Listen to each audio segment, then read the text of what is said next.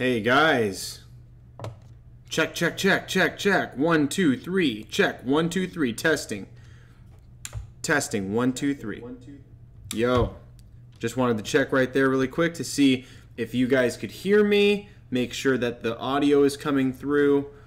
This is hopefully a good thing. Hey everybody, I'm back, and I have some really cool stuff for you, and also some sad news. So if you guys are fans like I am of the Daredevil Netflix series, this is going to be a sad video for you. So recently, I just wanted to give you guys a quick update. There is a cancellation. So Netflix has canceled Daredevil, which sucks. Oh, it sucks so much. So originally, guys, we know that right after Iron Fist season 2, we got word that Iron Fist was canceled and that they were not going to be doing Iron Fist. And then we heard that Luke Cage was canceled as well.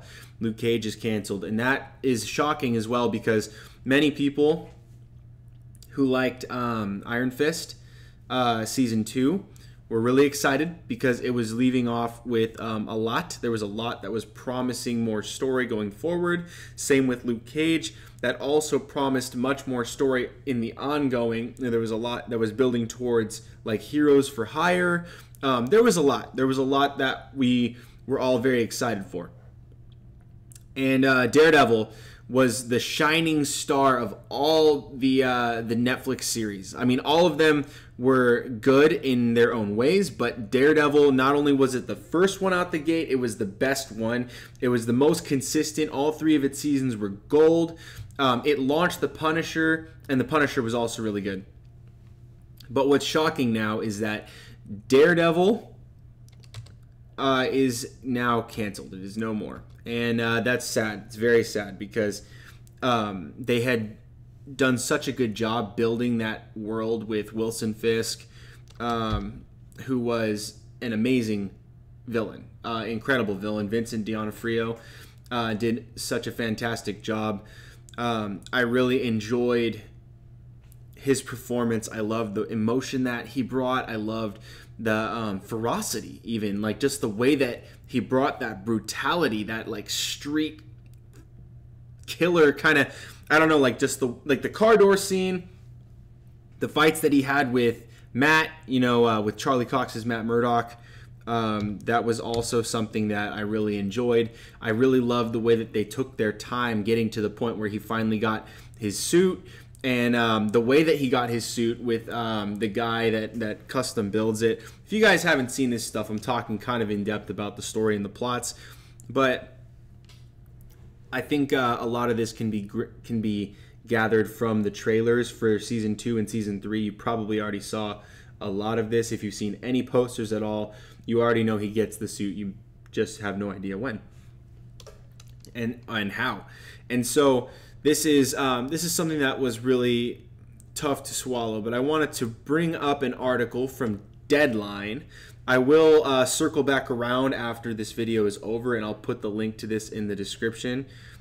Just really quick, I'm going to go ahead and check the live chat. Nothing there. Let me see. I'm still learning how to use OBS, so you're going to have to forgive me, guys. I believe there is no live chat. And that is fine. Let's see. Pop out chat. There we go. And nothing. Oh well. So we have over here. Deadline says canceled. Daredevil canceled by Netflix after 3 seasons. Future in other Marvel projects. Now this is promising, but let's keep reading. Exclusive, it says. The axe continues to fall on Marvel's series at Netflix. Daredevil, which launched the Marvel Universe on the streaming platform Netflix, has been canceled after 3 seasons. The move comes on the heels of Netflix canceling Iron Fist and Luke Cage last month. but Daredevil seems to have an afterlife elsewhere. And then it gives us a quote.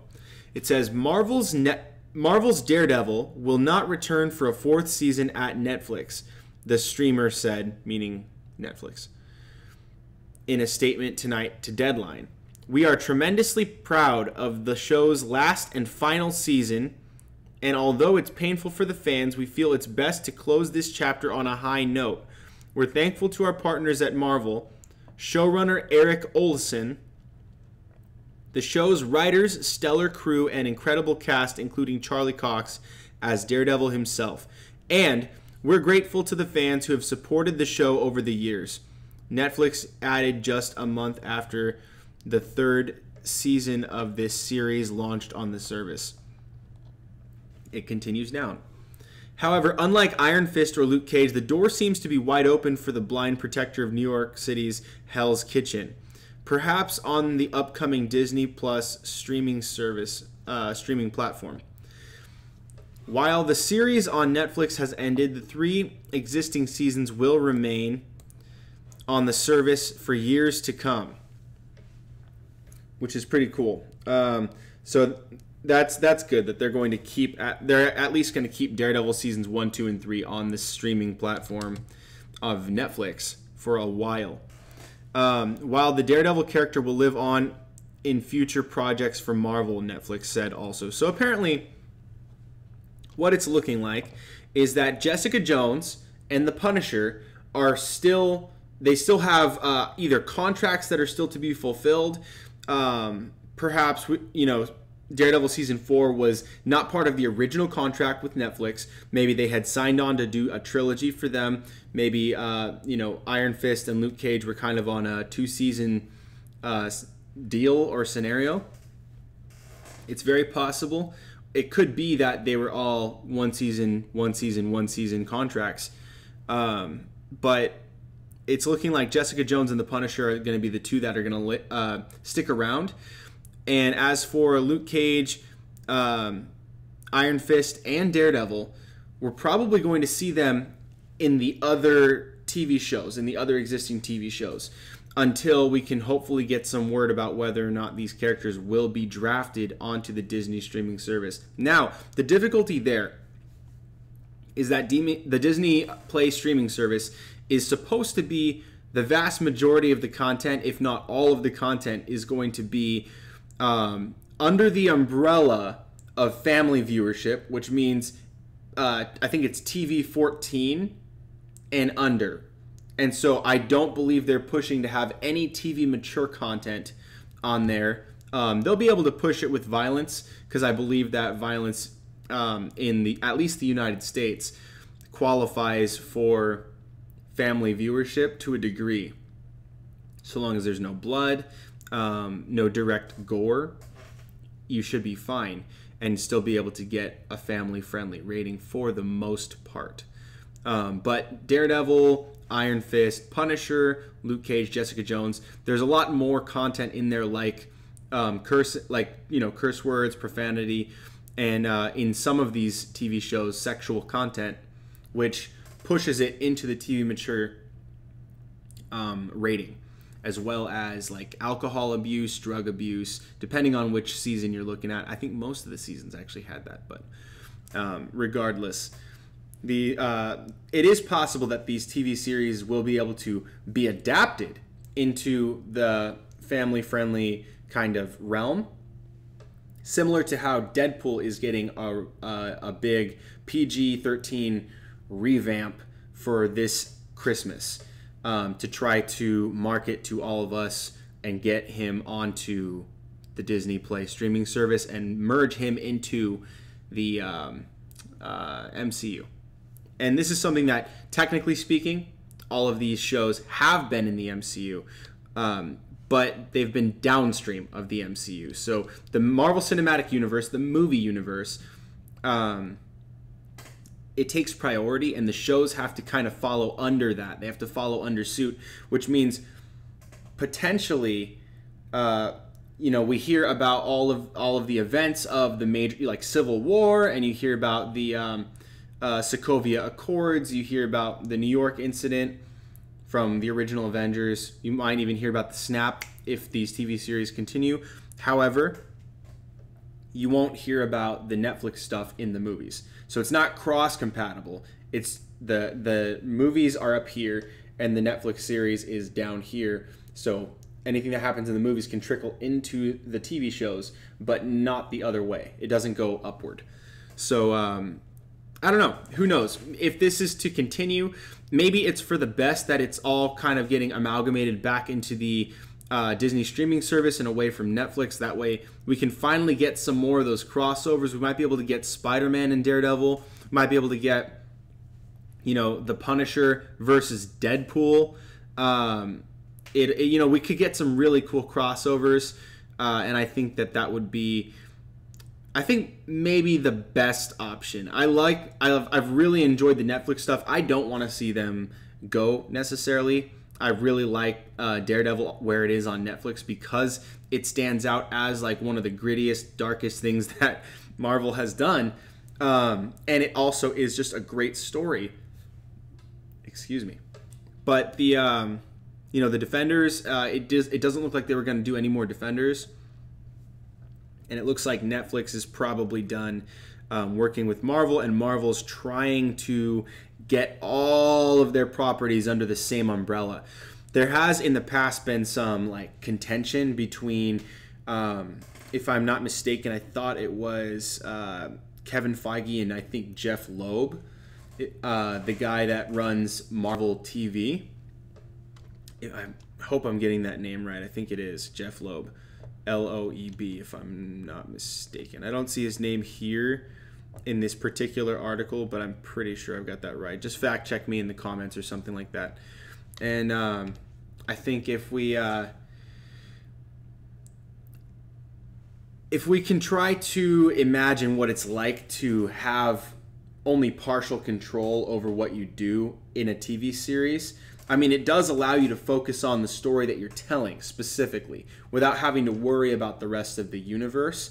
So these kind of close-knit, self-contained Netflix series TV shows were really cool in that way because they don't have to worry about the next movie or the next thing. They can just worry about their own story.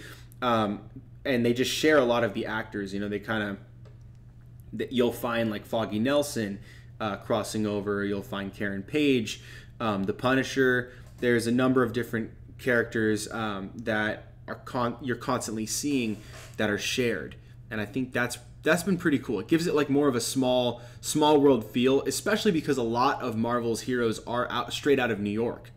You know, there's a lot that are across the nation, even some across the world, but a lot of the stories, the major stories that have been told and cherished for years and years, are heroes that are born and raised out of New York City. So I think that was one thing that I really appreciated about this. I do hope, like they said on the article, that the characters that Charlie Cox plays, Daredevil, and you know, some of the other guys like the Punisher and Jessica Jones are supposed to stick around for a little bit longer. I'm assuming we're going to get at least one more season each for their shows before they're cut, and then they'll either find a way to jump it over to the Disney Play, or those two specifically are not compatible whatsoever with the Disney Play. They're too dark. They're too far.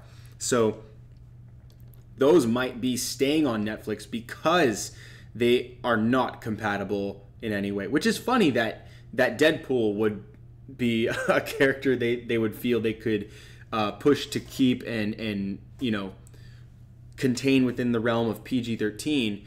And rather than like, say, Jon Bernthal's Punisher, which you might be like, it would be kind of tainting the character a little bit more. Deadpool had a long run in the comics where he was rude, he was crass, but there was no like sex scenes. There was some, like, he would be hitting on girls and he'd be, you know, like perverted with his jokes, you know, crude jokes and stuff like that, but it was crude humor. It wasn't like a 7-minute sex scene, or, you know, it wasn't things that they've pushed the button on in the movie and in some of the more recent adult version comics of Deadpool. The classic iteration was a lot more like youth friendly, I suppose. Not kid friendly, but youth friendly. And so yeah, I guess that's just my take. I'm really sad to hear that the Netflix series is breaking off with the Disney, with Marvel and Disney. But at the same time, I think that if it's going to mean that the universe gets a little bit more cohesive and we're going to get to start to see crossovers more, maybe these characters are eventually going to get their own movies. Like maybe the next movie we get is going to be Daredevil versus Bullseye. We might get something cool like that. Might get to see Iron Fist versus Sabretooth now that Fox is back with Disney. That would be really, really sweet. There's a lot of things that I can imagine could happen. We might get a Heroes for Hire type of movie, or kind of like a buddy cop superhero thing. That would be really interesting. I think there's a lot to explore here. I think a lot more questions than answers have been raised by this, which is frustrating, especially for fans like myself and yourself. I think that would be something I hope they make further statements on, just because I don't think that there's a lot of clarity right now. I think it's a lot of confusion, but that also comes from, somebody at the people that are up in the top of Disney, Bob Iger, not sharing a lot about the streaming service. We don't know what the scope of it's going to be. We don't know if these characters are going to be able to transition from Netflix into Disney Play, still maintaining their TV mature rating. Maybe they'll go into a separate category. You pay a little bit extra to get the mature content. Not sure what it is. It's kind of a head scratcher. I think, it'll be fun. But either way, I hope that we get to see more Wilson Fisk, because he is easily, I would say, the top 3, maybe top 4 villains of the MCU.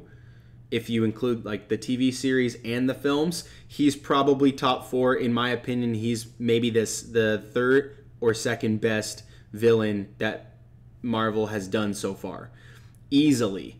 And I think he would fit very nicely, like I've said before in my theory videos about Homecoming and Far From Home, that Wilson Fisk, played by Vincent D'Onofrio, could be the best, puppet master to bring together the Sinister Six, or even just amalgams of different villain groups in Spider-Man. I think that it would be the best. And then you could even get that Daredevil Spider-Man crossover, which would be legit. That'd be awesome. I'd love to see that. And I think everybody who has read the Daredevil comics or has read the Spider-Man comics and has this affinity for Wilson Fisk has appreciated Vincent D'Onofrio's representation of the character and Netflix's representation of the character in storytelling, and would love to see this guy on the big screen because he's a savage and he would fit right in with Spider-Man.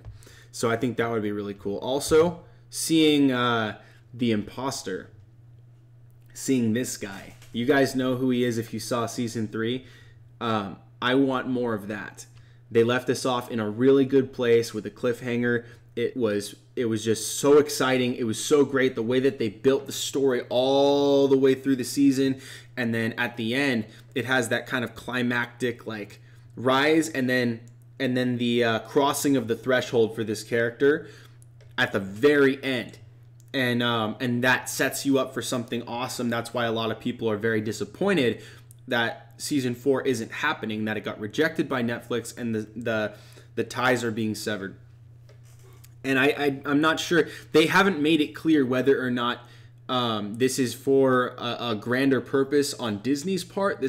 We don't know if the deal was bought out. We don't know how long the contract was for the show. At least I do not. I'll have to do some research for you guys on that. That's something I would love to look into. But nonetheless, I believe there's a lot more coming. Even Netflix said that Disney has plans for these characters, and that these characters will live on, whatever that means. And I think that probably means that either A, we're going to get to see them in each other's shows, the ones that are still existing like Punisher and Jessica Jones, or these characters are finally going to get some sort of a spot on Disney Play if they can be converted from TV mature into TV 14. Or alternatively, as a third option, I think that they will start to get drafted into the movies, and we're going to start to see these characters bleed into the MCU upward like we've never seen before. So that would be really cool. I would love to see that. Let me know down in the comments what you guys think about all this. I know this is kind of a lot to take in, but I am super grateful that you guys are tuning in, that you guys are listening. I'm still learning OBS, so forgive me about the unavailable comments. I was hoping to have that down here so that you guys could see those, but it's okay. It's I'm going to figure that out on my own time, and I appreciate you guys sticking around. Thank you guys so much for watching. You guys stay tuned for more right here on The Stuff of Legend.